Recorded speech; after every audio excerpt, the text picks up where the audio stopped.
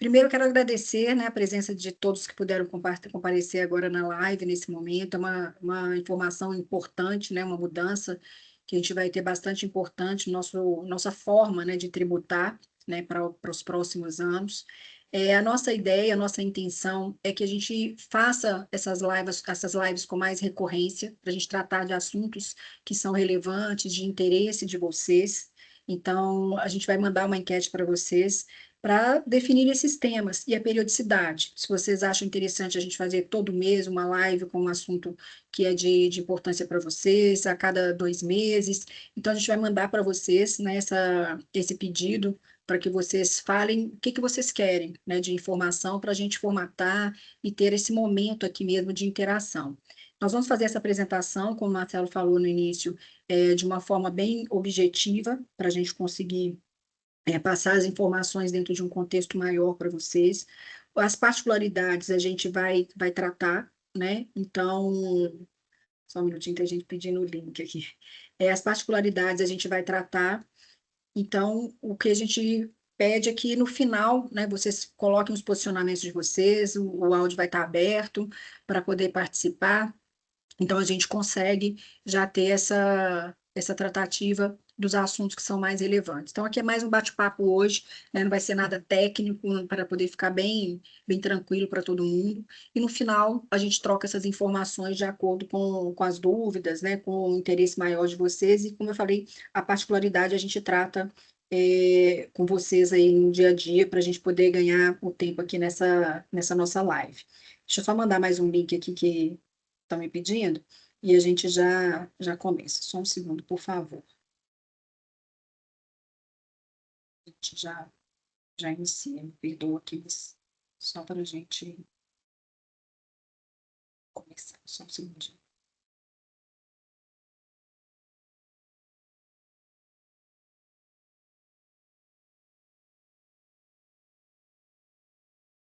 Vamos lá.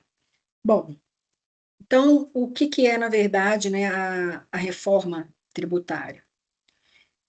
O objetivo da reforma em relação ao O objetivo do governo com relação à reforma não é, na verdade, trazer uma redução da nossa carga tributária. Então, como sempre, né, no Brasil, a gente vai, no final, ter um aumento dessa carga tributária.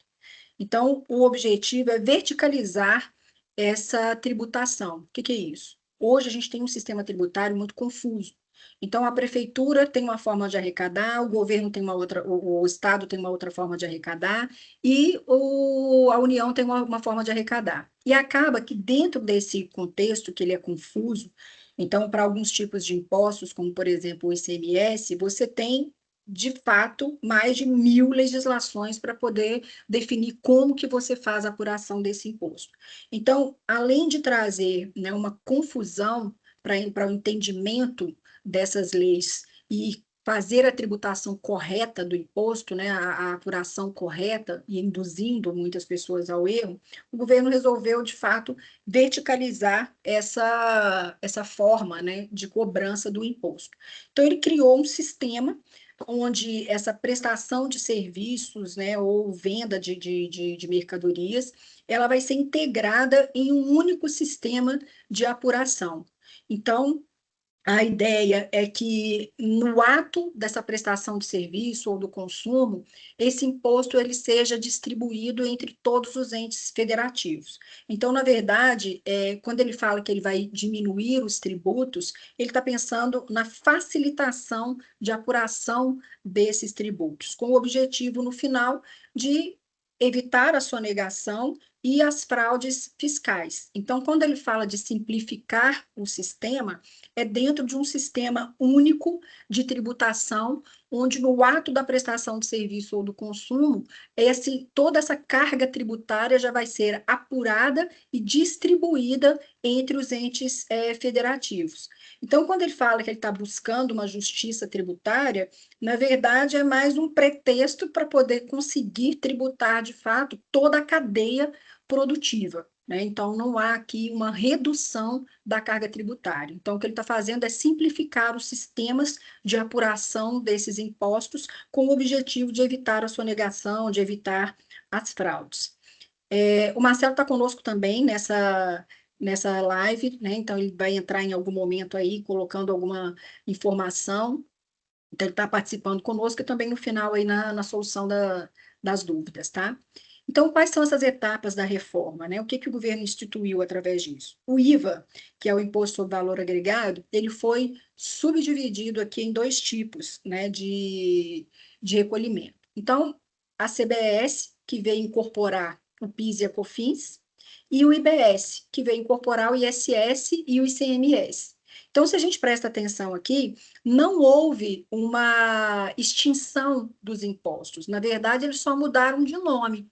Então, o que chamava PIS e COFINS, que é recolhido pela União, passou a chamar CBS. E o que era ISS e ICMS passou a chamar IBS. Então, um é contribuição sobre bens e serviços, o outro ficou como imposto sobre bens e serviços. Então, o governo mudou a nomenclatura, mas esses impostos continuam sendo recolhidos dentro de toda a nossa cadeia produtiva, só que agora com um nome diferente, né? O que acresceu aqui? O IS, que é o imposto seletivo, que supostamente aqui vai ser cobrado sobre os produtos nocivos à saúde. E aqui entra, né, cigarro, refrigerante, bebida e outros tipos de produto que o governo selecionou como sendo nocivos, né? Então, tem uma lista desses produtos que, além da carga tributária que vai incidir sobre todo o processo produtivo normal, ainda vai ter um acréscimo aqui em função desses produtos considerados aqui nocivos à saúde. O IPI, ele continua para todos os produtos que são fabricados fora da Zona Franca de Manaus, então eles são mantidos parcialmente. Então, na verdade, temos aqui uma mudança de nomenclatura dos impostos que a gente já conhece aqui, como PIS e COFINS, ISS e ICMS, que passarão então a chamar CBS e o, o CBS. Bom, então, na prática, o que sai? Sai as nomenclaturas aqui, né, do IPI, PIS, COFINS e ICMS, e entram aqui o IVA subdividido em contribuição e imposto, mas substituindo, na verdade, essa nomenclatura. Então, eles continuam sendo cobrados. No final, né, o que se espera de todo esse processo aqui de tributação? O CBS, que são as contribuições, né, do PIS e da COFINS, ele vai ser direcionado para a União, para a Federação. E o IBS, que é o imposto aqui, o ISS, ICMS, ele vai ser redistribuído entre Estado e município. Então, uma das propostas é evitar, inclusive, aquela guerra entre os municípios com relação à cobrança do ISS, né? Então, muitas prefeituras hoje usam a questão da redução do ISS para atrair, né, as empresas, os prestadores de serviço. A ideia é que haja um equilíbrio dentro desse imposto para que não haja também essa guerra fiscal entre as prefeituras. O que se estima hoje? Uma alíquota mínima após a reforma em torno de 26,5%, mas ela pode chegar até 30%. Então, não existe uma definição ainda do valor total ou real dessa alíquota. Então, a gente ainda espera que o governo defina de fato qual será essa alíquota implementada, mas ela pode chegar aí aos 30%. Então, como que vai funcionar, né, o IVA aqui, os dois impostos? Então, na verdade, é que ele seja cobrado sobre cada etapa, né, da produção. Um outro objetivo seria evitar, entre aspas, essa bitributação ou a sobreposição dos impostos ao longo da cadeia produtiva. Ele traz uma possibilidade que no modelo atual não tem, que é a gente aproveitar essa carga tributária durante essa cadeia, por exemplo. Vamos pensar no caso aqui de um cirurgião plástico. Então, ele vai lá e compra essa prótese para poder usar no atendimento ao paciente ou um outro insumo. Na sua prestação de serviço, né, o médico ele vai pagar ali o IBS e o CBS quando ele for emitir essa nota de prestação de serviço. Só que ele comprou também, ele fez a aquisição desse produto, desse insumo, para poder atender, né, o paciente ou para poder prestar aquele serviço. Então, existe a possibilidade de uma compensação desse imposto, que eu paguei sobre o produto e agora eu estou pagando sobre a minha prestação de serviço. Então, com isso também o governo ele vai conseguir uma arrecadação maior, porque todo mundo vai querer a nota fiscal, né, para poder conseguir fazer esse aproveitamento aí do imposto, essa compensação do imposto. Então, o objetivo é que diminua, né, essa bitributação ou essa sobreposição de impostos que a gente paga hoje. Então, no final, a ideia é que no final da cadeia, né, de consumo, quem vai pagar é quem de fato está consumindo aquele produto. A ideia é essa, né? Então, por esse lado, trazendo a possibilidade da compensação, que até então só era possível, né, para as empresas do lucro real, então isso traz aí um ponto positivo, desde que seja bem aplicado, né? Então, cuidado aí no dia a dia para agora, de fato, documentar toda a tratativa, né? Um ponto relevante da questão da reforma é que algumas atividades, né, as atividades intelectuais, como contadores, advogados, né, e dentre outros, terão uma redução daquela alíquota que supostamente, né, está ali entre 26% e 30%, em função da prestação de serviço, né, em função dela ser uma atividade intelectual. No caso da atividade de saúde, não só atividade de médica, dentistas, mas todo o contexto da prestação de serviço aqui das atividades, né, de saúde, terão uma alíquota reduzida aqui em torno de 60% sobre aquele valor que a gente falou agora, que varia dos 26 ao 30. Então, vai haver aqui uma redução, né, um desconto de 60% sobre aquela alíquota. Então, para toda a área da saúde, né? Não só especificamente as clínicas médicas ou odontológicas. Então, toda a prestação de serviço, aqui a gente listou algum, né? Serviços cirúrgicos e etc., terão direito à redução dessa alíquota. Essa reforma, ela já não vai ser aplicada integralmente a partir de janeiro de 2026. Ela entra em um período de teste. Por quê? Em 2026 vai ser o momento em que a Receita vai testar, né, os órgãos, né, competentes vão testar todo o processo, né, todos os sistemas que foram criados para poder absorver as mudanças da reforma tributária. Então, a partir de 2026, a gente começa na apuração desses impostos, mas aqui de uma forma de teste mesmo, não vai ter a cobrança efetivamente desses impostos, já para inserir o IBS e o CBS dentro do sistema, para verificar se o sistema consegue, de fato, absorver essa mudança, essa transição daqueles impostos que a gente já paga hoje para as duas tributações, né, o IBS e o CBS. Então, em 2026, inicia-se o processo de teste. Esse processo ele passa aqui ao longo dos anos até finalizar de fato em 2033. Então, esses impostos serão todos substituídos, né? À exceção do imposto de renda e da contribuição social sobre o lucro líquido, que não estão nessa reforma, né? Então, a gente não está falando aqui de uma reforma da renda, a gente está falando da reforma de consumo, né? Seja de bens ou serviços. Então, futuramente, a gente vai ter uma reforma, de fato, do imposto sobre a renda, que não é o que está sendo tratado nesse momento. Então, esse período de teste, ele começa agora a partir de 2026 e ele finaliza totalmente implementada a reforma em 2033. Então, a gente ainda tem um longo período aí para poder ir testando e aplicando todas essas mudanças que a Receita, né, que o governo fez. Então, aqui só uma linha do tempo, né, para a gente entender. Ela termina aqui em 2033 e a segunda etapa, que seria a reforma, né, sobre a renda, tanto o imposto de renda da pessoa física quanto da pessoa jurídica, a gente acredita que ela deve ocorrer aí durante a transição da reforma tributária sobre o consumo, mas ainda não tem nada definido com relação a isso, né? Então, a gente está aguardando aí os próximos passos do governo. Aqui a gente fez para vocês algumas simulações, só para poder clarear um pouco essas informações, e aí Marcelo pode entrar em algum momento se ele achar relevante, tá, Marcelo?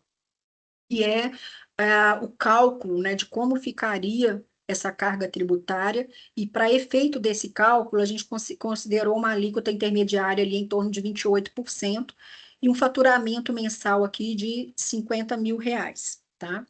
Então, considerando o faturamento mensal de 50 mil, com toda a carga tributária que a gente tem hoje, né, imposto de renda, contribuição social, PIS e COFINS, para 2026, nós não teríamos nenhuma mudança. Ela continuaria aqui com o mesmo patamar dos 14,33.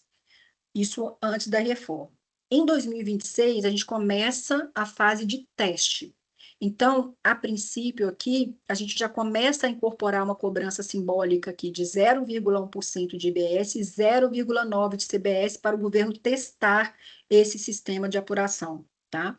Então, vocês podem verificar que a gente mantém a mesma carga tributária e a gente só insere aqui o valor simbólico desses impostos que não vão ser cobrados nesse primeiro momento, é só para saber se o sistema funciona, e a gente mantém a mesma alíquota aqui, a mesma carga tributária para as empresas em 2026, ou seja, no lucro presumido, máximo aqui 14,33. Depois, essa reforma ela vai avançando, e aí a gente já começa a incorporar aqui, né, o IBS e o CBS. Então, ela já começa a mudar, aumentar essa alíquota em 2027. Então, perdão, em 2027 a gente começa a implementar essas alíquotas em substituição dos impostos atuais, e vocês veem que a gente tem uma pequena redução aqui dessa carga tributária em 2027, em função dessa redução que a gente vai tendo nos impostos atuais com a inserção dos novos impostos. E aí a gente vai tendo uma progressão. Então, ela mantém aqui em 14,32 em 2028, que basicamente vai ser mais uma questão de teste aqui do sistema para poder validar. Em 2029, a gente já começa com a carga tributária maior. Então, ela sai daqueles 14,33, e aí a gente já vê que a gente já incorporou um percentual maior do IBS e do CBS.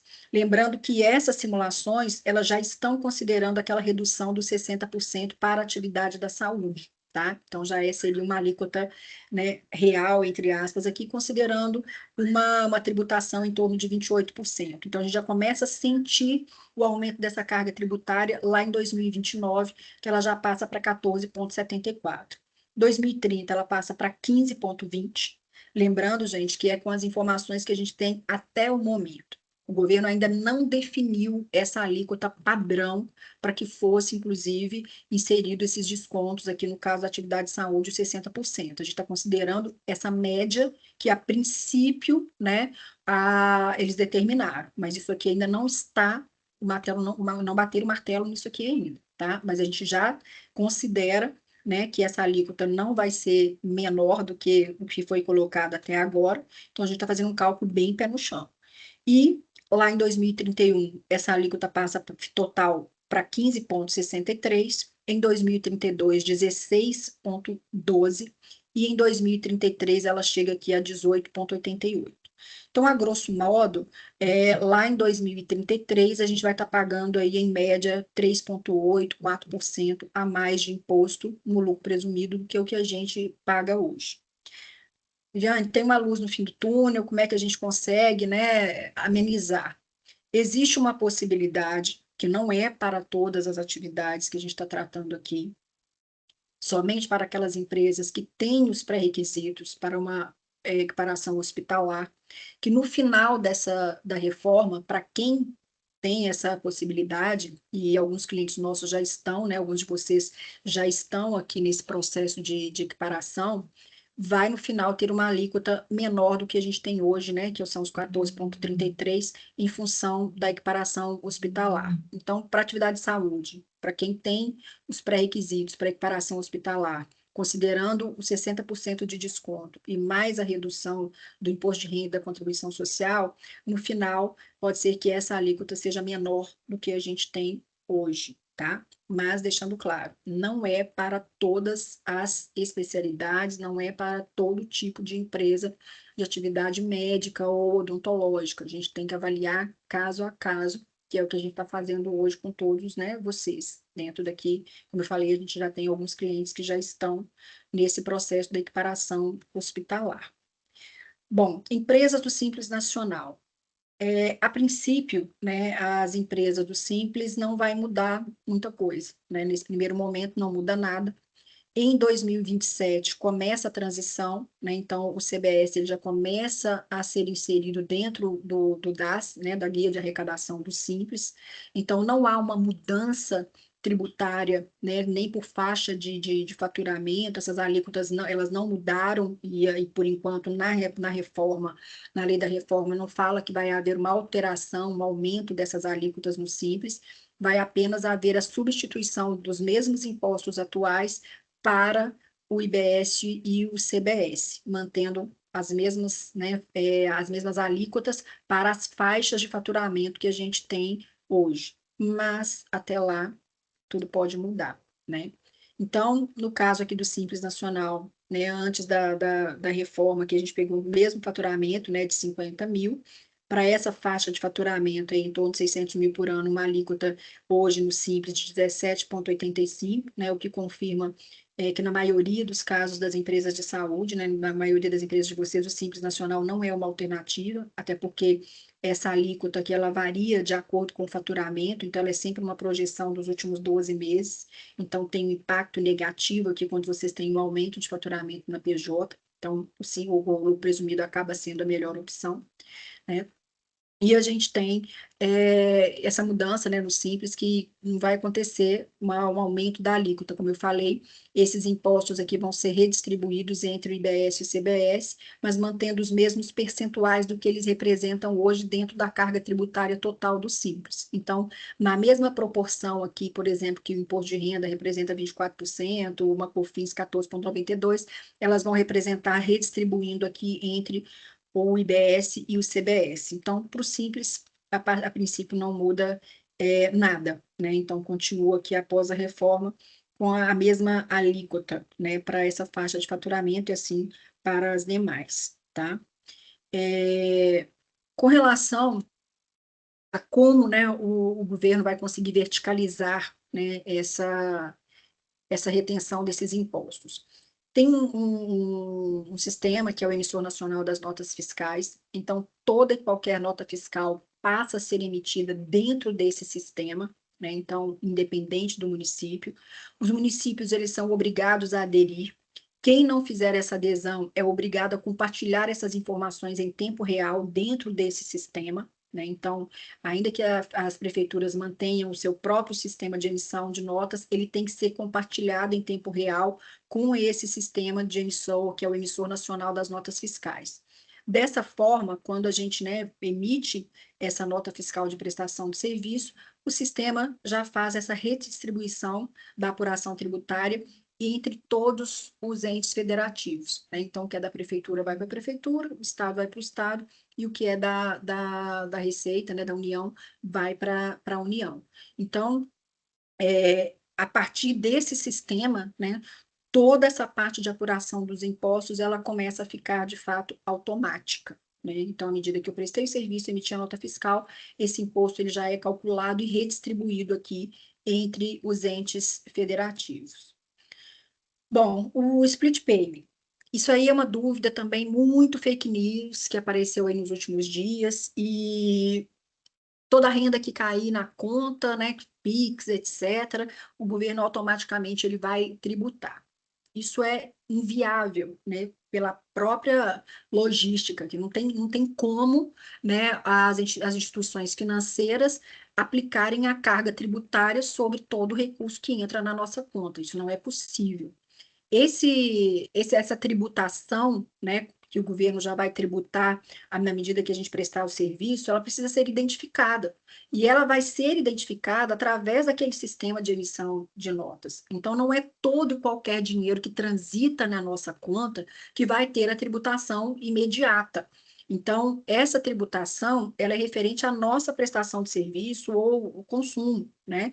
Então, naquele momento em que a gente insere naquele sistema, né, a prestação de serviço ou a venda de produtos, aí sim, a identificação daquela prestação de serviço e no ato do pagamento, que é isso não está claro ainda, esse sistema, a previsão dele começar a ser operacionalizado é a partir de junho do ano que vem, então o governo ainda está em processo de teste desse sistema, que provavelmente vai estar linkado com aquele sistema emissor de nota fiscal e ou talvez também com Receita Saúde, de forma que eu identifico aquela renda ou aquele dinheiro que está entrando na conta da pessoa física ou da pessoa jurídica através dessa nota fiscal de emissão que a gente vai emitir no momento da prestação de serviço. Então, esse dinheiro ele vai ser identificado como prestação de serviço ou consumo, e aí sim, a Receita deve criar, né, um link, ou na hora que a gente for fazer esse pagamento através de qualquer instituição financeira, seja banco, operadora de cartão de crédito, a gente tem um identificador ali daquela nota, ou um código para poder identificar aquele pagamento referente àquela nota que foi emitida, né, sobre a prestação de serviço ou o consumo. Então, isso não é de forma automática, esse sistema está sendo construído e depois ele vai fazer os links aí com as empresas, né, as empresas financeiras, para que realmente haja essa identificação e esse imposto seja cobrado ali e esse dinheiro seja creditado líquido, né, já com o resultado. Então, a ideia é essa. Então, isso não está valendo a partir de 1º de janeiro, esse sistema está sendo estruturado, o prazo do teste começa a partir de junho e a gente não sabe ainda como que isso vai acontecer, como que a Receita vai fazer esses links para que essa prestação de serviço seja identificada quando ela cair na conta, ok? Viviane, Oi, se você me permite, ali claro? sobre o split payment, o período de teste vai começar em 2027, só de pessoa jurídica para pessoa jurídica, Isso. mas o grande objetivo, depois de validar esse período de teste, é esse método de pagamento ser obrigatório sempre que uma empresa contratar os serviços de outra, e depois isso vai também alcançar as pessoas físicas, então as empresas que prestam serviço para pessoas físicas, esse método de pagamento também vai alcançar essas operações. Sim. E aí a gente deixar claro mais uma vez que isso não vale a partir de janeiro agora. Então a Receita está em construção desses sistemas, fase de teste. Então a ideia é que ele passe a valer de fato a partir de 2027. E ele é uma forma de pagamento, por isso que ela precisa vincular as instituições financeiras aos sistemas de apuração desses impostos, né, que é mediante a nota fiscal, que aí sim será emitida tanto pela pessoa física quanto pela pessoa jurídica, né? Então, uma outra mudança importante, né, e aí também dentro desse contexto que a gente está falando de prestação de serviço da pessoa jurídica, perdão, que vai ser identificado, é que todas as pessoas físicas passam também a ser contribuinte do CBS e IBS, né? Então, quando a gente vai prestar serviço como pessoa física, além do imposto de renda que a gente já paga hoje do ISS, né, no caso aí dos profissionais liberais, a gente vai passar a pagar CBS e IBS, né?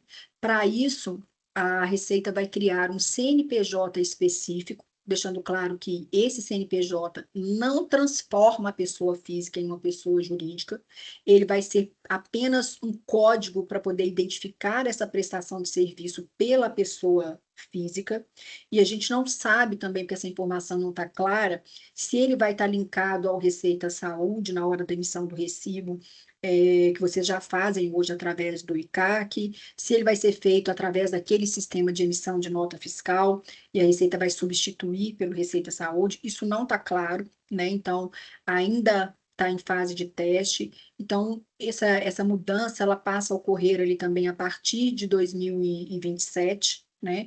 Então, para esse ano de 2026, a gente tem uma fase de muito teste. Então, pode ser que até lá essa conversa nossa aqui já tenha mudado algumas vezes, né? E a gente vai atualizando vocês, vai acompanhando de perto. A gente deixou para fazer essa live agora nesse momento, porque ainda tinha muita informação confusa, distorcida, o texto inicial foi alterado várias vezes, então agora a gente tem um norte, né, do que vai acontecer, mas ainda não está claro, muitas coisas não estão claras como elas vão acontecer. E a gente vai acompanhando e posicionando vocês para a gente ter as ações preventivas necessárias, tá? Bom, tributação sobre lucros e dividendos. Esse é outro ponto crítico, né, que a gente passa a ter a partir de 2026, aí já valendo. Deixando claro uma questão. A declaração de imposto de renda referente ao ano de 2025, então agora em 2026, né, março de 2026, a gente faz a declaração referente ao ano de 2025.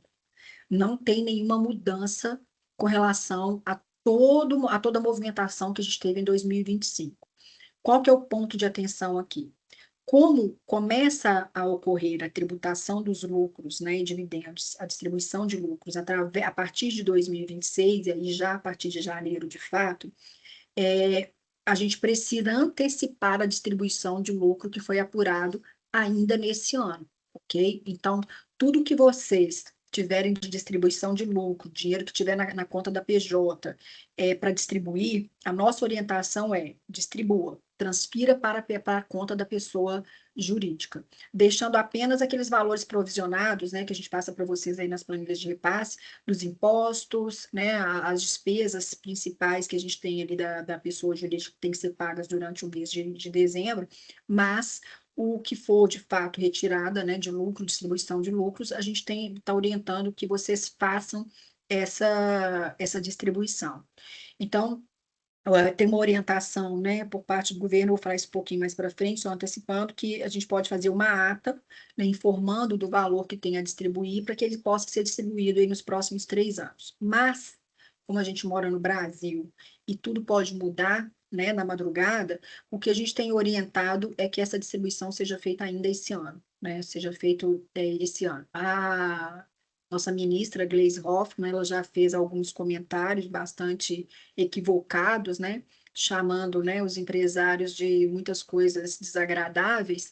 Então, a gente não sabe o que eles vão mudar aí, porque as empresas, né, as SAs, por exemplo, fizeram a distribuição de lucro antecipada, né, se anteciparam a esse momento, e ela está criticando muito isso, achando que a gente está sendo desonesto em distribuir o lucro que é fruto de trabalho aí de muita gente. Então, como a gente tem essa situação, a nossa orientação é que esse lucro ele seja, de fato, distribuído.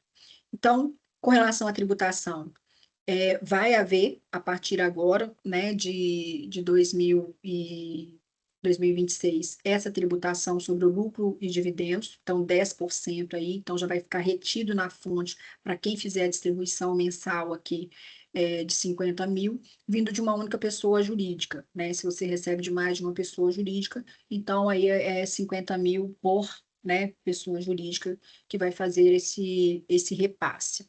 Então, temos também a tributação de altas rendas, né? O governo ele considerou alta renda quem recebe a partir de 600 mil reais por ano, 600 mil e um até 1.200.000, né? Então, ele criou uma tabela progressiva. Então, para quem ganha aqui acima de 1.200.000 por ano, já tem uma tributação de 10% excedente aqui. A gente vai explicar mais um pouquinho uma tabela que a gente criou aqui para ficar isso melhor entendido, mas já passa a haver essa tributação. Então, ela é progressiva, de 600 até 1.200.000, a partir de 1.200.000 já é 10% de fato, direto aqui. Aqui, a gente trouxe a questão da tributação, né, sobre a renda, qual é a isenção para rendimentos até 5 mil. Na verdade, tem aqui um oportunismo, né? Não houve uma correção da tabela do imposto de renda da pessoa física, não mudou nada na tabela. O que o governo fez, que já deveria ter acontecido há pelo menos 8 anos atrás, foi corrigir a primeira faixa da tabela. Então, essa isenção até 5 mil reais, né, para quem ganha até 5 mil reais, deveria ter acontecido há 7, 8 anos atrás, né? Então, pagamos, né, quem ganha aí até 5 mil, paga mais imposto que deveria nos últimos 5, 7 anos, aí, 8 anos, porque não houve a correção da tabela. E para quem ganha de 5.001 até 7.350, tem um percentual aqui de desconto. Mas para quem ganha acima desse valor, já tem a tributação normal, como a gente já conhece na tabela progressiva de imposto de renda. Então, não mudou nada na tributação sobre a renda, à exceção desses dois valores aqui, que teve a isenção e uma redução, né, para os valores aqui até 7.350. Bom, essa isenção sobre os dividendos, ela vai ocorrer somente para os lucros apurados até 31 de 2025. Então, a gente precisa, né, distribuir esses lucros, né, como falei, tem a possibilidade de fazer essa ata para poder distribuir, né, nos próximos anos aqui, 26, 27 e 28, mas a nossa orientação é que, de fato, esses lucros sejam distribuídos ainda durante esse mês, tá? Ainda que a gente faça essas atas, que a gente deixe organizado, mas a gente não sabe o que vai acontecer, então a gente tem orientado que esse lucro ele seja de fato distribuído para a pessoa física e aí sim, né, investido, reinvestido aí no mercado e da melhor maneira possível, né? Porque a gente não sabe de fato o que vai acontecer. Alguns rendimentos, eles não vão compor, né, a base de cálculo aqui para tributação das altas rendas, né? Então, o governo já selecionou algumas aqui. Então, os ganhos de capital, né, exceto aqui os de investimentos, né, bolsa e outros tipos de rentabilidade de investimento. Ganho de capital, por exemplo, que já é cobrado aqui na alienação, né, na venda de imóveis, ele não entra nessa conta aqui. Os rendimentos também recebidos acumuladamente, principalmente aqui quem tem vínculo público, né? Então, que deixou de receber em anos anteriores e está recebendo nas próximas declarações, esse também não entra para poder compor aquela base de cálculo ali do excedente. Os valores recebidos aqui em doação, né, em vida, né, de adiantamento aqui de herança, eles também não vão entrar. E os rendimentos de poupança e poucos investimentos, como LCI, LCA, CRI e CRA. Então, assim, esses investimentos aqui tem outros poucos aqui, mas são os principais aqui que não terão essa tributação, né? Então, são esses as isenções aqui que o governo ele coloca. E quais são as deduções permitidas, né, no cálculo do imposto de renda sobre essas altas rendas, né? O que a gente pode deduzir?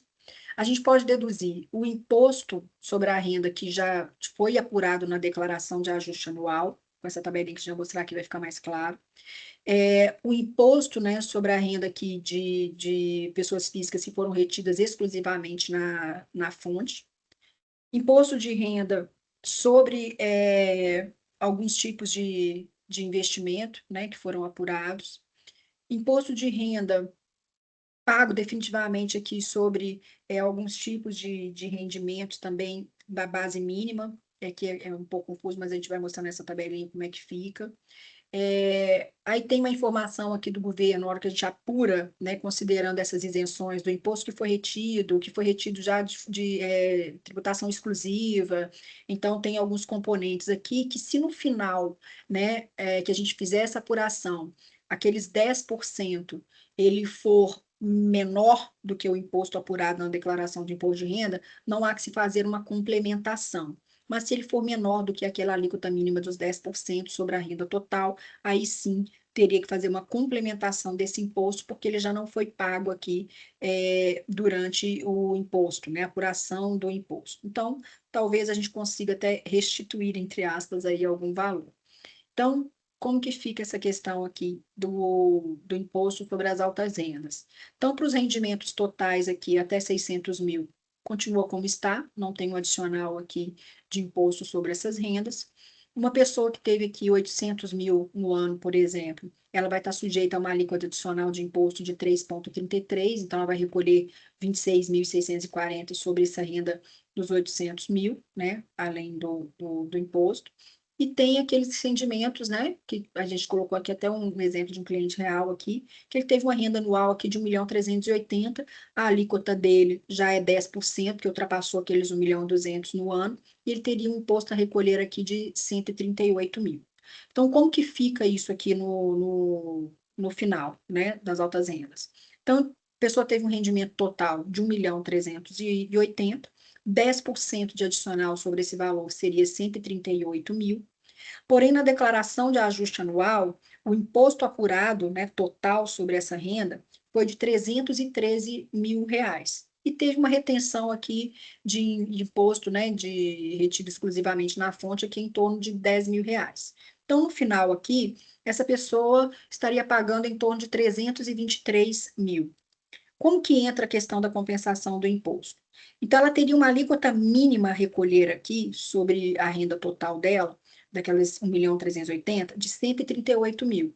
Mas declaração de ajuste anual já foi apurado aqui 323 mil. Lembra que esse imposto foi sendo retido ao longo dos meses do ano. Então, na declaração de ajuste, o montante total de imposto devido foi 326. Então, ela não tem mais imposto a recolher, porque ela teria uma alíquota mínima de 10%, mas o imposto real que ela tem que pagar de tributação dessa renda, após todas as deduções legais que foram utilizadas, e aí a gente está falando de livro caixa, a gente está falando, né, de previdência privada, e que passa a ser uma ferramenta cada vez mais relevante na questão do planejamento tributário da pessoa física, né, com a tributação aí sobre altas rendas, que ela vai utilizar, ela pode ser utilizada nesse contexto, então uma oportunidade para poder investir na Previdência. Só fazendo um parêntese aqui, a Previdência privada, ela ajuda nessa formação de reserva, porque ela é sim investimento, pode ter uma boa rentabilidade, ela reduz a nossa base de cálculo no imposto de renda,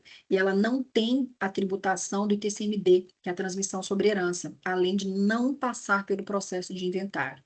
Então, dentro de um processo sucessório, que pode ser o tema da nossa próxima conversa, ela é uma ferramenta extremamente relevante, porque traz uma economia tributária aí, em momentos bastante importantes. Então, nesse caso aqui, já houve uma retenção de 323 mil, eu não tenho imposto a pagar, e lembra que tinha mais um imposto retido na fonte ali sobre, né, aplicações financeiras de tributação exclusiva. Então, eu posso até recuperar esse valor que foi tributado aqui, que ficou retido lá exclusivamente. Então, não necessariamente a gente vai pagar mais imposto após ou durante a apuração da declaração do imposto de renda anual. Então, vai depender de quanto de fato a gente pagou imposto sobre essa renda total, já com a tabela progressiva que a gente já conhece hoje, tá? Então, na verdade, seria aqui uma alíquota mínima de imposto, né? Para quem só tem renda de distribuição de lucros ou que vive de dividendos, de aplicações financeiras, ações, seria mais nesse sentido. Então, ameniza aqui um pouco, ok? Bom, pessoal, eu tentei ser o mais objetiva aqui possível para poder sobrar mais tempo para a gente bater papo, para a gente poder conversar agora e esclarecer a dúvida, né, as dúvidas de vocês. Então, os microfones agora passam a ficar abertos e a É, gente pode passar para o período aqui de perguntas. Viviane, só antes da gente abrir o microfone para todo mundo, teve um pessoal que mandou uma pergunta no chat, né? Foram 5 Ah, tá. perguntinhas no chat. Se a gente puder Legal. responder ela antes de abrir para todo mundo. Legal. Deixa eu ver se eu Beleza. consigo. Marcelo, já conseguiu abrir aí? Se conseguiu, já pode ir Viviane, a respondendo. doutora Paula, ela perguntou se a redução de IBS e CBS de 60% também se aplica para psicologia. E a resposta é que sim. A atividade de psicologia também vai ser beneficiada com esse desconto da alíquota. Então, se a gente pensa que a alíquota do IBS e CBS somadas vão ser em torno de 28%, os psicólogos, as clínicas que têm essa atividade, elas vão recolher apenas 40% dessa alíquota. Então, vai ter esse benefício. E só complementando a segunda pergunta que ela fez, se a atividade de psicologia também teria o benefício da equiparação hospitalar. E nesse sentido, doutora, infelizmente, a atividade de psicologia ela não atende os requisitos para poder ter a equiparação hospitalar. As consultas, elas são excluídas desse benefício. Para ter o benefício de equiparação hospitalar, precisam ter exames de imagem, procedimentos cirúrgicos, e não apenas as consultas, tá? Então, infelizmente, esse benefício, ele não fica disponível para a atividade de psicologia. Teve uma pergunta, Viviane, da Érica, que se as empresas que já possuem o desconto pelos serviços de imagem, se elas vão perder o benefício. Imagino eu que ela esteja se referindo à equiparação hospitalar também. Sim, sim. É isso, Érica. Vocês podem abrir o microfone para a gente falar, tá bom?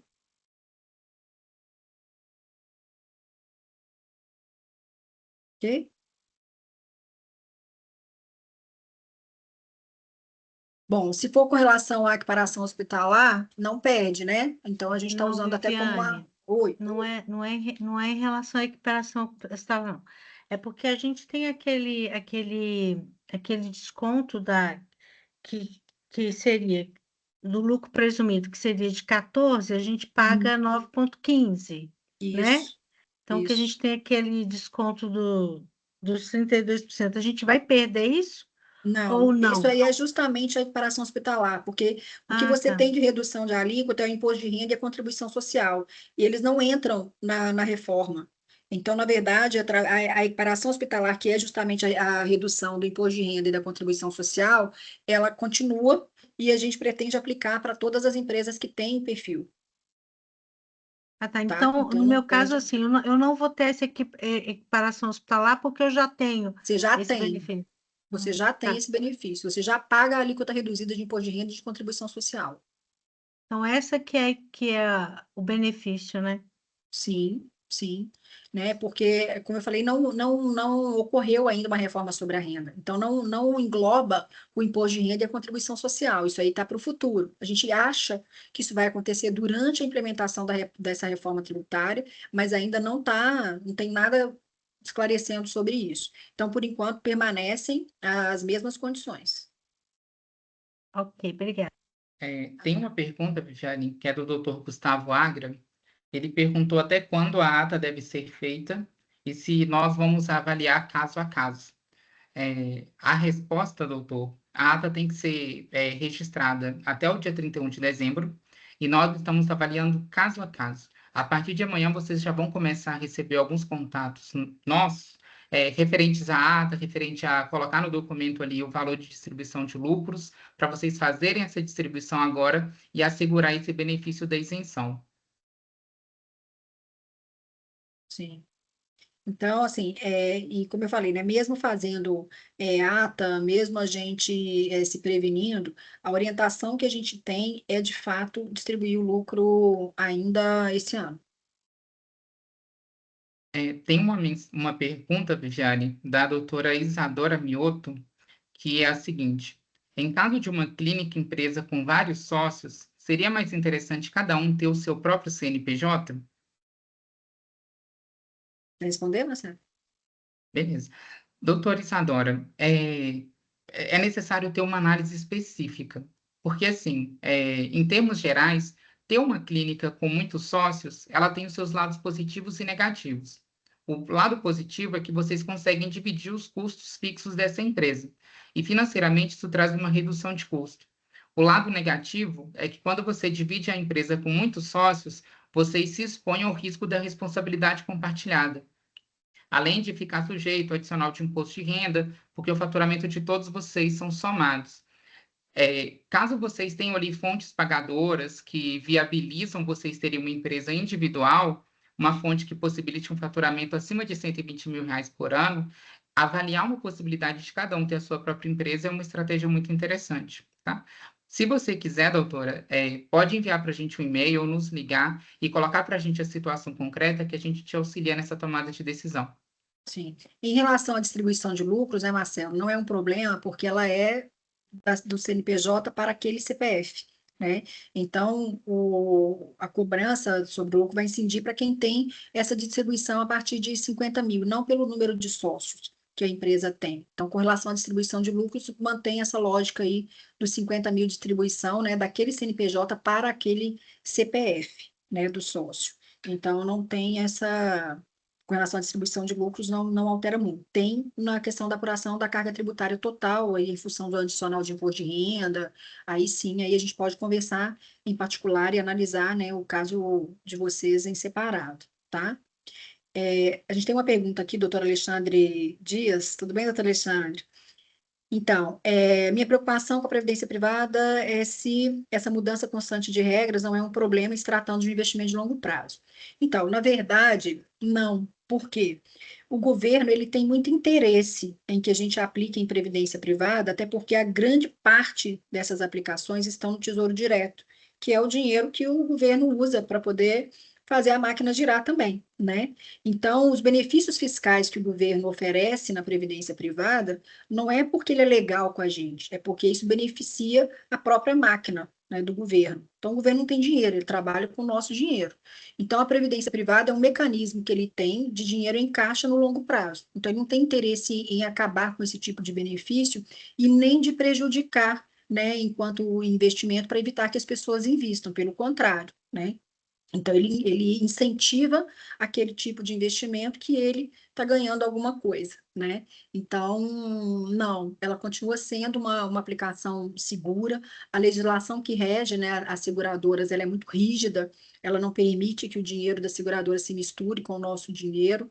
E, como eu falei, grande parte desses recursos estão investidos em título público, né, em tesouro direto. Então, o governo ele tem interesse em que esse mecanismo funcione muito bem, porque, como você mesmo falou, é um investimento de longo prazo, é dinheiro em caixa durante muito tempo aí para o governo. Por isso que ele dá tantos benefícios fiscais, né? Não é para nos beneficiar, é para arrecadar, né? Para poder manter dinheiro em caixa aí por mais tempo.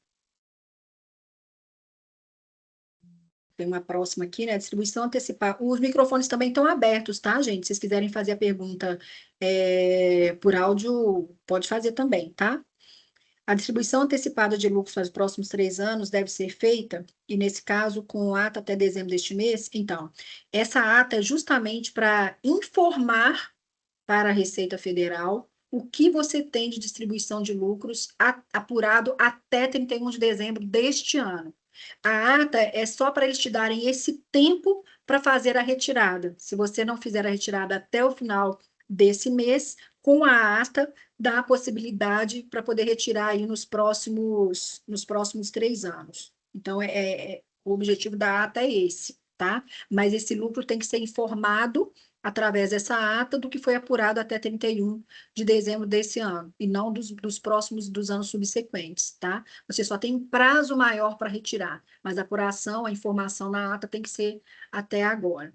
Existe já uma solicitação, né? O Conselho Federal de Contabilidade e outras instituições fizeram um pedido para que esse prazo fosse postergado até abril do ano que vem.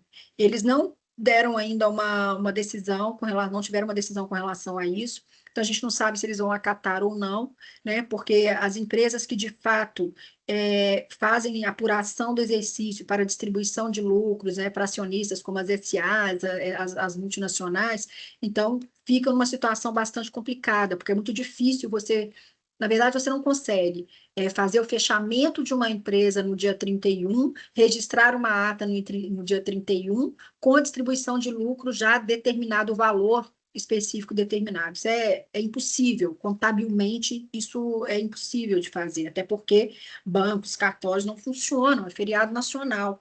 Então, existe já um pedido, né, do Conselho Federal de Contabilidade para que esse prazo seja postergado, mas até agora não existe nenhuma movimentação, mas como tudo que eles fazem, né, na madrugada, pode ser que eles mudem esse prazo. Então, como não tem essa definição, a gente tem que fazer, ou faz a distribuição de lucro integral até o final do exercício, até o final desse ano, ou faz a ata já garantindo que esse lucro, ainda que não definido, possa ser distribuído aí nos próximos 3 anos. E ver se tem alguma pergunta que ficou para trás aqui. Ficou alguma pergunta sem a gente responder? Quem já fez a pergunta, se quiser replicar? Eu acredito que nós respondemos todas. O Viviane Marcelo, Sim. desculpa interromper, mas teve Fica à uma do vontade. Gustavo, do Dr. Gustavo, que ele perguntou: o que a empresa tem que ter para equiparação hospitalar e, consequentemente, redução de imposto? Pode falar, Marcelo. Beleza. Doutor Gustavo, a equiparação hospitalar, ela tem duas vertentes, tá? Pela Receita Federal, a Receita tem uma visão muito restritiva. Então, quando é uma empresa que o próprio sócio está prestando serviço, a Receita Federal entende que essa empresa não faz jus ao benefício da equiparação hospitalar, ainda que essa empresa realize cirurgias dentro de hospitais, exames de imagem, endoscopia, entre outros. Então, a visão da Receita Federal é que essa empresa não pode ter esse benefício. Só que, recentemente, consolidou-se uma jurisprudência favorável aos contribuintes, que mesmo as empresas médicas em que o sócio presta serviço de forma pessoal, uma vez que a empresa exerce atividade de procedimentos cirúrgicos ou exames de diagnóstico por imagem, essas empresas podem sim ter o benefício da equiparação hospitalar. O que nós estamos fazendo? A gente está analisando contrato social a contrato social, CNPJ a CNPJ, identificando a viabilidade, o índice de sucesso nesse processo, e a gente está fazendo um contato individual com cada um dos nossos clientes, propondo a equiparação hospitalar. A sua empresa, doutor, ela está na nossa listagem de verificação. Dentro de alguns dias, você vai receber um contato estruturado com a possibilidade ou não de fazer a equiparação. Mas, basicamente, é isso. Administrativamente, a receita é muito restrita, mas tem já uma jurisprudência que está concedendo esse benefício para empresas médicas que têm esse tipo de prestação de serviço. Ok? Pessoal, posso fazer uma pergunta aqui pelo microfone? Claro. É, Quem vocês é? deram um exemplo. É Alexander Nassif. Ah, tá. Eu Aqui sou até cliente de está vocês aí. Sim. A dúvida é a seguinte. Vamos supor uma pessoa física recebendo, em média, 50 mil por mês, está pagando já os impostos mês a mês lá no livro caixa, descontando o livro caixa e tudo mais, vai somar 600 mil no final do ano. Essa mesma pessoa está recebendo 50 mil por mês de média de dividendos de uma empresa que ela tem. Então, ela está distribuindo o lucro todo mês lá e, pelo que eu entendi, ela está pagando já imposto todo mês, que vai ser automático, já que ela distribuiu mais de 50 mil por mês. No final do ano, lá no ajuste que vai fazer no ano seguinte, essa pessoa recebeu no total 1.200.000, sendo que 600 mil veio de pessoa física, já pagou os impostos mês a mês lá, e mais 600 mil que veio da pessoa jurídica. Pelaquela tabela, deveria pagar mais 120 mil de imposto, ou seja, 10%, porque é alta renda. Só que já pagou os impostos todos para trás. Vai ter que pagar esses 120 a mais ou não vai precisar, igualzinho o exemplo que vocês deram aí de 1.380.000 que vocês montaram a tabela? É aquele exemplo que a gente deu. Deixa eu tentar voltar ela aqui. Peraí. E, doutora Alexander, como que isso vai funcionar? Na sua declaração vai ser informado todo o imposto que você pagou através do Carnê-Leão. Esse Sim, imposto, ele já vai estar evidenciado. Aquele imposto devido que aparece ali na penúltima página da declaração, ele vai ele vai ser subtraído desse valor de imposto a recolher de altas rendas. Então, se você aplicou 10% aqui em cima de 1.200.000, precisava recolher 120 mil reais de imposto, você vai subtrair desse valor o valor de imposto apurado na declaração. Se esse valor de imposto apurado na declaração for menor do que os 120 mil, você vai precisar fazer um pagamento para complementar até alcançar os 120 mil. Se o valor de imposto apurado na declaração ele for superior, vai acontecer igual nós vimos no exemplo. Vai ser anulado. Vai ser anulado perfeito. o recolhimento de imposto adicional.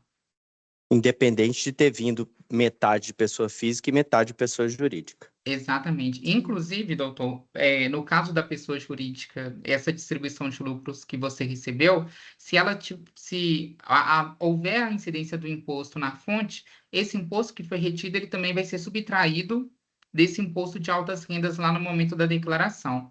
Ele nada mais é do que uma antecipação daquele imposto, tá?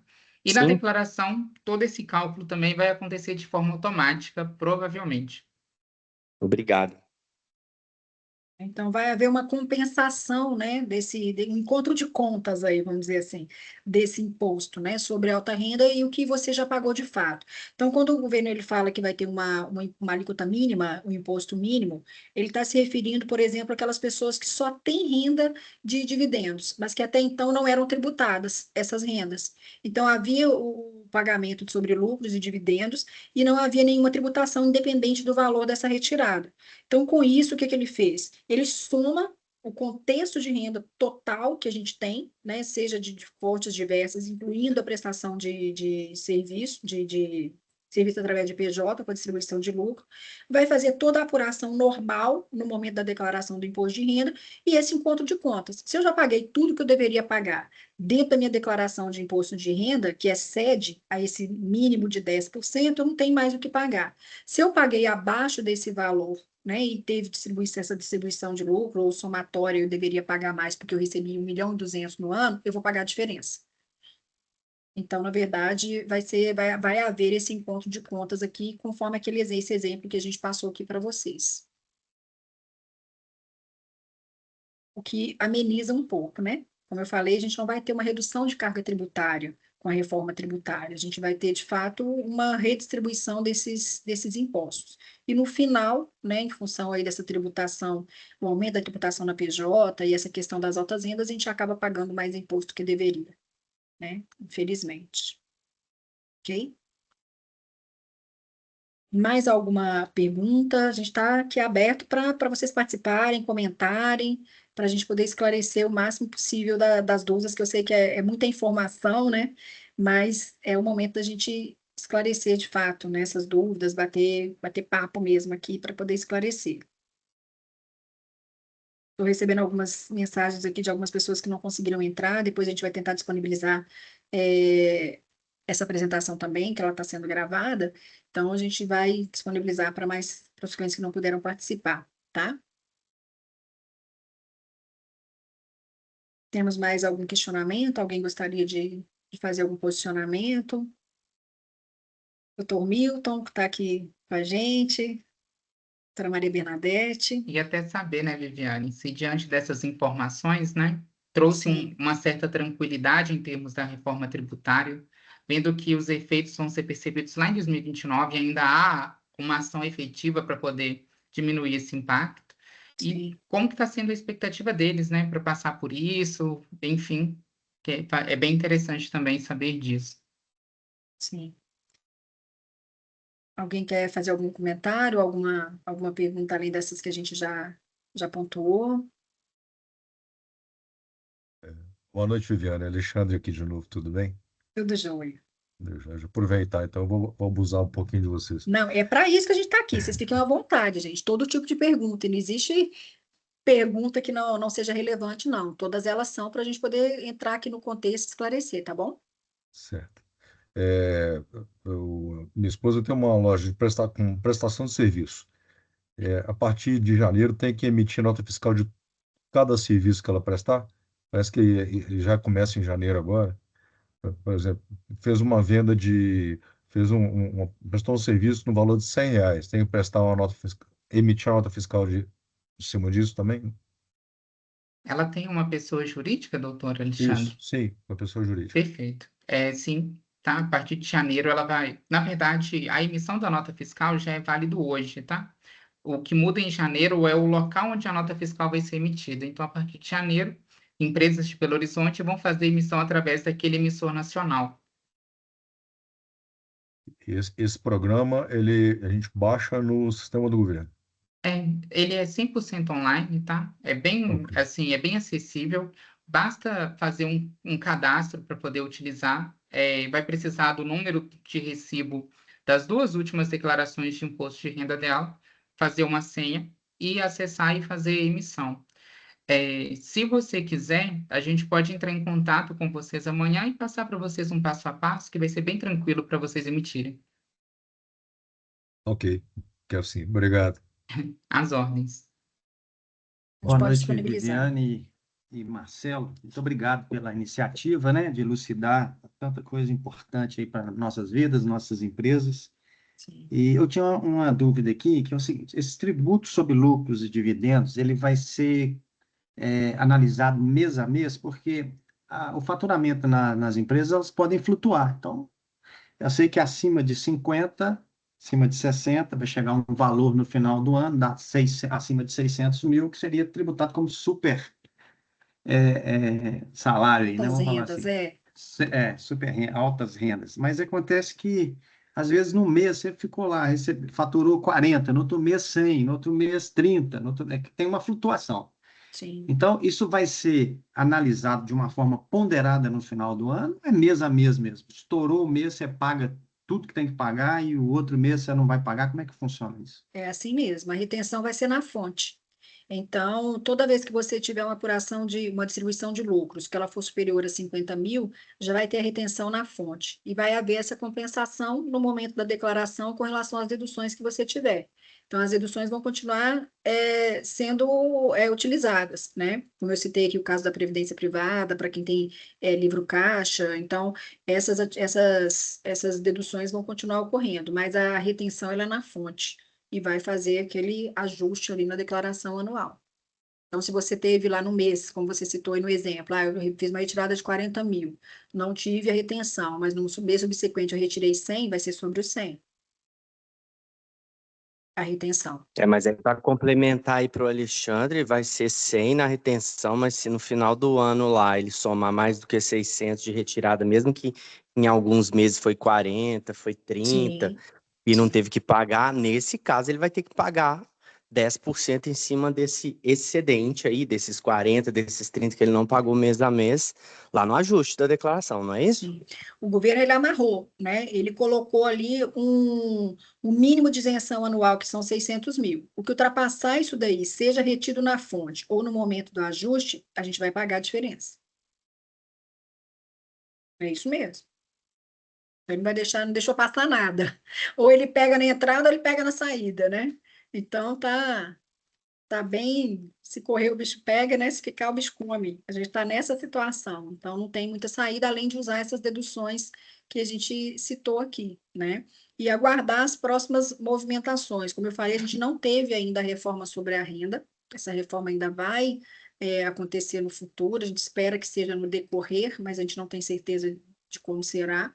Mas tudo que for possível, a gente vai orientar vocês aqui para que a gente usufrua, né, dos benefícios fiscais como a gente tem hoje. Essa questão da equiparação hospitalar é uma das ferramentas que a gente pretende utilizar. Viviane, tem uma pergunta aqui do William.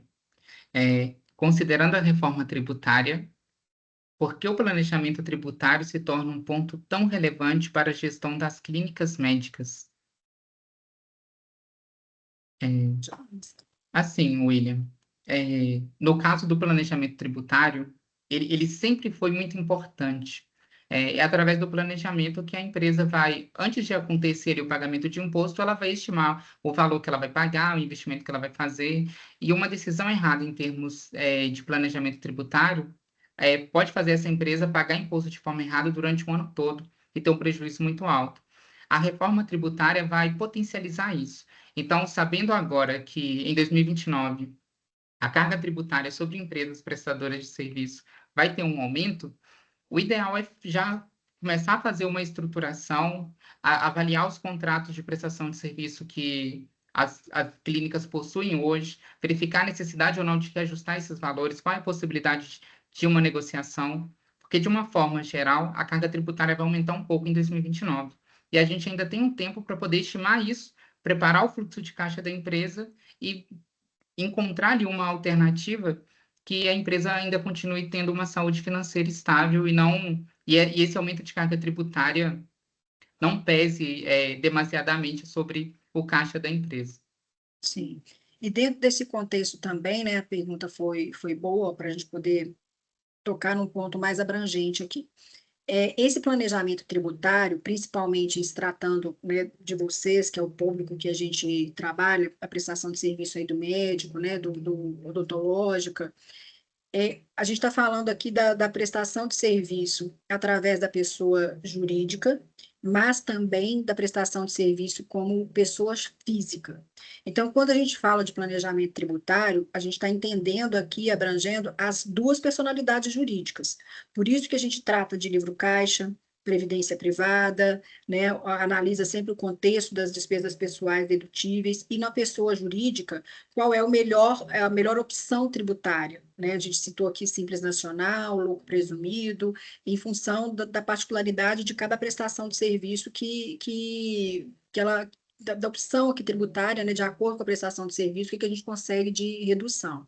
E aí, um ponto, não sei se vocês observaram, vai chegar um momento, né, que a partir de 2027, a carga da prestação de serviço através da pessoa jurídica, ela tende a aumentar. Por que ela tende a aumentar? Porque a gente vai passar a pagar na pessoa física o IBS e o CBS. Então, naquele momento, a gente vai avaliar se não vale a pena essa prestação de serviço passar a ser feita através da pessoa jurídica. Porque talvez com o aumento dessa carga tributária na pessoa física, a pessoa jurídica se torna mais relevante. Então, a gente está acompanhando todas essas mudanças, a gente está atento ao que está acontecendo para trazer para vocês essas soluções em tempo real. Então, como eu falei, algumas empresas que nós já identificamos a possibilidade da equiparação hospitalar, a gente já está em processo, a gente vai continuar fazendo essa avaliação para que todas as possibilidades possíveis aqui dentro do planejamento tributário, ele seja utilizado. Por que a gente não vem tratando a questão da equiparação hospitalar há mais tempo? Porque haviam muitas restrições, muitas empresas que optaram fazer esse processo, entrar com o processo de equiparação hospitalar da forma que entraram, muito equivocada, com certeza terão um prejuízo tributário grande, né, porque fizeram sem embasamento jurídico, passaram a apurar imposto com carga reduzida, sem uma definição judicial. Então, o risco de pagar esse imposto aí com multa e juros, né, no final desse processo, ele é muito grande, como a gente tem alguns clientes que hoje ainda estão com pendência no CARF, já subiu para a última instância e já foram condenados a pagar aí impostos que chegam a montantes aí de quase 5 milhões. Então, assim, a gente não orienta que seja feito dessa forma. Então, até aí, no ano passado, ainda a gente não tinha um cenário tributário com jurisprudência, com essas solicitações acatadas da maneira que a gente acha que seria o ideal. Então, a partir do momento que a gente viu que mudou a interpretação jurídica, que abriram possibilidades dessa equiparação real, aí a gente está propondo para essas empresas que têm o perfil, para vocês que têm esse perfil. Inclusive, nesse processo de equiparação, né, a gente procurou fazer de uma forma que, durante o processo, vocês não tenham nenhum custo, nenhum ônus. Então, por isso que a gente está tendo muito cuidado de analisar caso a caso e propor essa separação somente para aquelas empresas que a gente entende que tem, sim, grande chance de equiparação, porque esse processo ele não é um processo administrativo, ele é um processo judicial. Então, a gente precisa de um advogado para poder entrar com esse processo, com uma documentação muito bem, né, embasada, com uma argumentação muito consolidada dentro da legislação existente. Então, é caso a caso, e a gente vai trazer para vocês aí no momento oportuno, né, para as empresas que têm esse perfil, essa possibilidade, tá bom?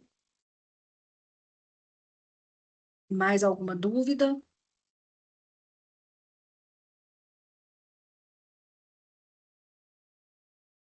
Todo mundo muito em silêncio. Eu estou entendendo que todo mundo entendeu tudo. Mas se tiver alguma pergunta, por favor, pode colocar, pode trazer para a gente esclarecer. Viviane, assim, o feedback está sendo muito legal aqui nos comentários. Doutor Gustavo Agra gostou muito da reunião, doutor Alexandre pela mesma forma, fora outros agradecimentos também. E, assim, nós aqui agradecemos, no fim das contas, né? A Sim. confiança, e o nosso objetivo é colaborar cada vez mais para que vocês tomem decisões acertadas, precisas e tenham prosperidade no negócio de vocês. Sim. E pode contar com a gente, né? No dia a dia a gente está aqui para isso. Então, não hesitem em entrar em contato conosco, em nos acionar. A gente está atento ao que está acontecendo e qualquer novidade a gente volta a chamar vocês, né? E vamos mandar para vocês aí essa enquete, né? Para saber que temas que vocês têm interesse para a gente trazer, para a gente poder conversar mesmo, bater um papo, né? Esclarecer as dúvidas com vários assuntos do mercado, né? Então, a gente tem toda a parte contábil e tributária, mas temos também toda a parte de investimentos, tanto no Brasil quanto no exterior, os seguros, né, de proteção da renda, a própria previdência privada. Então, a gente tem muito para poder agregar para vocês. E, de acordo com o interesse de vocês, a gente vai trazer esses temas para a gente discutir, para a gente ter esse alinhamento cada vez mais próximo aqui com vocês, tá? Então, fica, de fato, o nosso agradecimento, a confiança de vocês, né? A gente tem clientes que já estão conosco aí há 20 anos, né? Então, a gente fica muito grato pela confiança e à disposição de vocês sempre que precisarem nos acionar. Fiquem à vontade, tá bom? Viviane, Então, só mais uma pergunta, é da Paula. Ela está perguntando se amanhã os clientes em geral podem participar também. Imagino que seja da palestra que você vai ministrar amanhã. sim. Bom, amanhã essa palestra ela é exclusiva lá para os médicos do Felício Roxo, do Hospital Felício Roxo.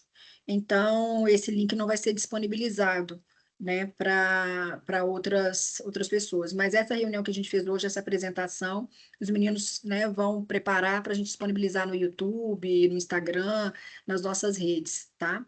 Então, a gente vai disponibilizar para quem não pôde assistir hoje, né? A gente tem alguns clientes aqui falando que estão em cirurgia, que estão de plantão, não conseguiram acessar durante a apresentação, mas a gente vai disponibilizar. Essa de amanhã a gente não consegue, porque ela é exclusiva do Hospital Felício Roxo. E aí ela é presencial, inclusive, e vai ser transmitido para quem estiver online, tá? Por isso que quem vai fazer a transmissão são eles, não seremos nós, tá?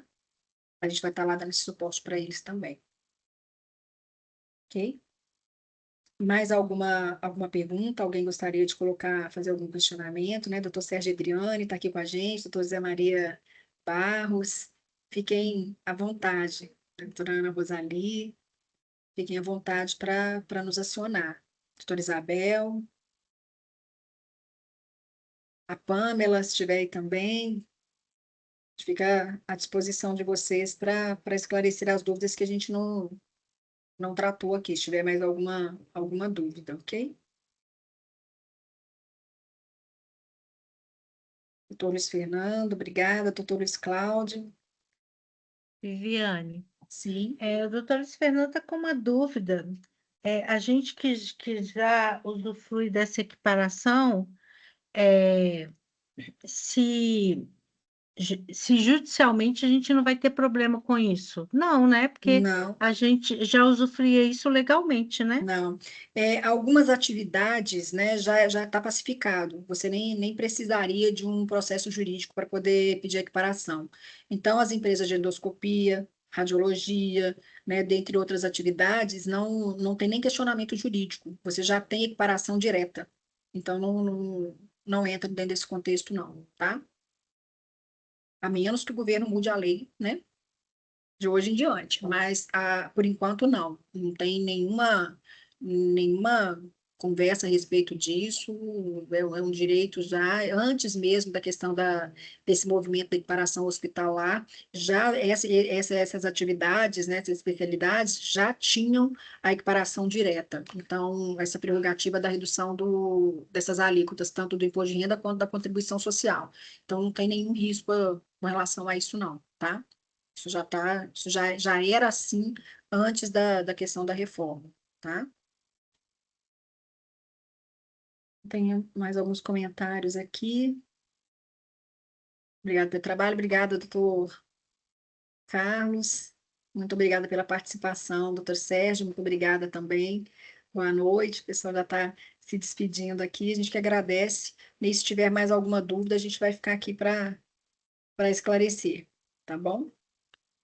Pelos próximos minutos aqui. A gente está à disposição de vocês. Hoje a gente está aqui para atendê-los mesmo. O Bruno, obrigada. Silvana, obrigada também pela participação. Nós agradecemos a participação de todos. E no dia a dia, como eu falei, nós estamos aqui para esclarecer, tá bom? Está tendo aqui alguns questionamentos aqui de quem não pôde, a gente vai sim disponibilizar depois como eu falei, nas nossas redes, então a gente vai disponibilizar para vocês. Tá bom? Alguns colegas que não puderam participar. Érica, mais Viviane, alguma? Marcelo, Sim. eu acho que eu ia falar disso agora, né? Da pergunta do Wagner. Ele perguntou como ficam materiais e medicamentos fornecidos juntos com o atendimento. Eles entram no mesmo tratamento tributário ou tem uma classificação separada? Os medicamentos, eles têm uma redução de alíquota no tocante a IBS-CBS. Se não me falha a memória agora, também de 60%. Eles já estão previstos lá. E pensando aqui numa clínica que comprou medicamento e vai utilizar na prestação de serviço, a clínica vai ser tributada na prestação do serviço que ela realizou. Se for do lucro presumido, ela vai tomar esse crédito da compra e vai compensar esse crédito com o IBS e CBS que ela tem a recolher no momento que ela prestou o serviço. Basicamente, vai funcionar dessa forma. Essa é uma mudança importante. Eu estou vendo quem perguntou aqui, estou tentando voltar aqui para eu ver quem fez a pergunta. Como está? Vocês estão sem. Doutor Wagner Felipe. Doutor Wagner, então, um ponto positivo que trouxe agora dentro da questão da reforma é a possibilidade de você compensar esse imposto, né, nessa prestação de serviço. Então, você citou, eu presto o atendimento para o paciente, mas eu compro um insumo para poder atendê-lo. Então, esse imposto que ficou retido ali na compra do insumo, ele vai poder ser compensado nesse imposto que você pagou na prestação de serviço. Então, esse é um ponto positivo, que antes essa compensação ela só era possível para as empresas do lucro real.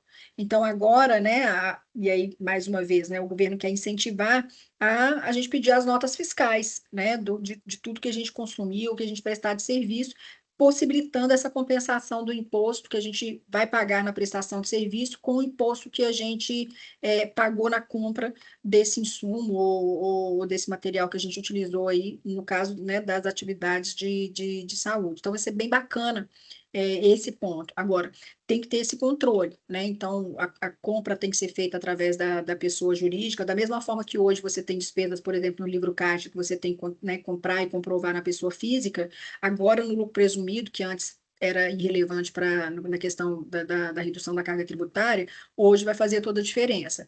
Então, o que você comprar desses insumos para a prestação de serviço do paciente, a gente vai poder fazer essa compensação do imposto. Isso é importante, isso é relevante. Exatamente. E só ressaltando, né, Viviane, esse cenário da prestação do serviço, né? Como é uma prestação do serviço, o prestador de serviço, ele não vende o medicamento, até porque ele teria ali um impasse junto ao próprio Conselho de Medicina. Então, seria basicamente isso. Ele tomaria o crédito e pagaria o imposto, compensando esse crédito no momento da emissão da nota fiscal. Sim. Deu para clarear um pouco, doutor Wagner?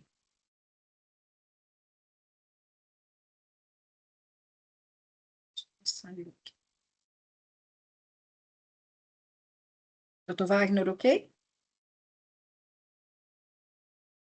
Ok. Ele respondeu aqui. Bom, deixa eu ver se tem mais alguma pergunta aqui no chat que a gente não respondeu. Alguns agradecimentos aqui. Eu acho que a gente acabou respondendo todas até então. Tem mais algum questionamento? Alguém que queira fazer mais alguma pergunta? Eu quero, Viviane, eu entrei atrasada, gente, desculpa, e aí com isso eu não peguei o início de vocês falando sobre essas alterações em relação ao lucro presumido. Tá. Inclusive, poder deduzir despesas na compra de materiais, enfim, né, de insumos para trabalho, que como a gente faria no livro caixa. É isso, né? Foi isso que eu entendi, que agora a gente vai poder?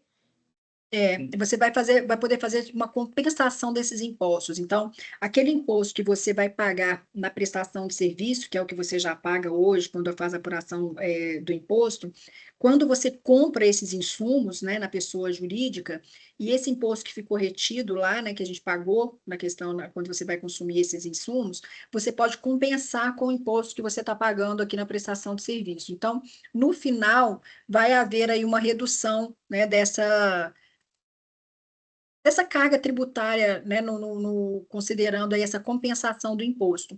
Então, essas notas, elas têm que ser em nome do CNPJ, têm que ser devidamente emitidas, tanto na compra do insumo, quanto na prestação de serviço, para que a gente possa fazer a compensação. Então, então já trouxe uma luz, né, aí para a gente poder tentar amenizar esse impacto. Então, na verdade, é só aquele imposto que ficou retido que a gente vai fazer ajuste na compensação, não é isso? É isso, doutora. Porque Aquele imposto ali de IBS e CBS que tiver destacado na nota fiscal dos produtos que você adquiriu, a gente vai pegar esse imposto, vamos considerar ele como sendo um crédito da sua empresa, e no momento que você emitir a sua nota fiscal, que você for pagar o seu IBS, o seu CBS, a gente vai compensar aquele crédito que você obteve com esse débito que você está tendo agora, com essa obrigação de realizar um pagamento que você está tendo agora. Sim. No começo, né, agora da implementação da reforma, esse processo ele ainda vai ser manual, mas com a implementação e os sistemas, né, tanto de emissão de nota, quanto o split payment, que vai seu pagamento ali, né, a instituição financeira recebendo aquele valor ali, ou sendo a responsável, né, pelo pagamento daquela prestação de serviço. Então, a ideia é que isso já seja feito de forma automática. Então, o que você tiver de imposto, né, retido ali ou pago em outras situações, seja compensado na prestação de serviço. Então, isso vai demorar um pouco para poder ficar de forma automática. No começo, como eu falei, vai ser aí manual ainda, a gente vai ter que fazer esse controle aí. Por isso, o cuidado nesses documentos, encaminhar essa documentação correta para a gente aqui, para poder fazer toda a tratativa desses documentos. Mas é uma chance que a gente tem aí de reduzir um pouco essa carga tributária também, né? Fazendo a compensação desse imposto dentro de toda a cadeia de tributação, tá? É uma possibilidade. Ok? Mais uma pergunta chegando aí.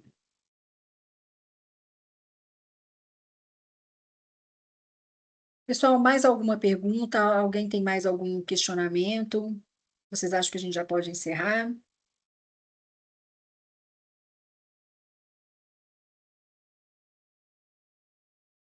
Tá tranquilo?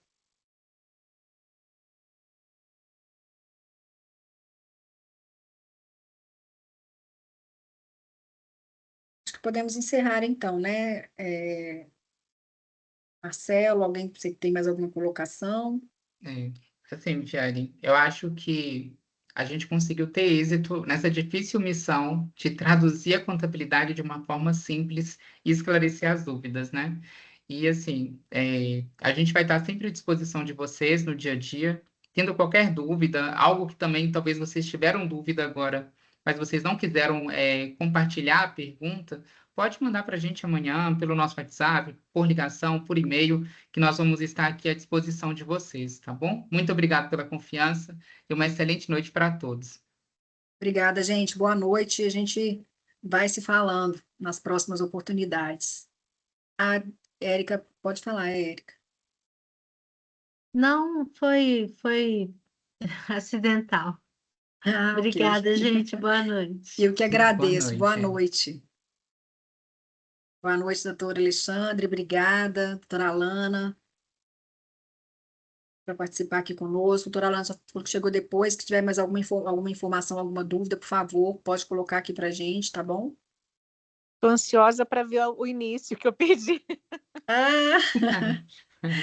Então, a gente vai disponibilizar essa apresentação também, e aí, qualquer dúvida que você tiver, a gente fica à disposição para poder esclarecer, né? Então, a partir de amanhã, a gente consegue já disponibilizar. Então, fica à vontade para poder ligar, a gente pode fazer uma reunião particular também, para poder esclarecer as dúvidas, tá? A gente fica à disposição de vocês. Teve muita gente que não conseguiu entrar por causa aí de plantão, cirurgia, então a gente entende a vida aí como é complicada mesmo. Mas a gente permanece à disposição de vocês para continuar esclarecendo essas dúvidas e ter esse alinhamento bem de perto. Muito obrigada, boa noite a todos, bom descanso, e a gente fica à disposição de vocês, tá bem? Boa noite a todos. Boa noite, obrigada, gente.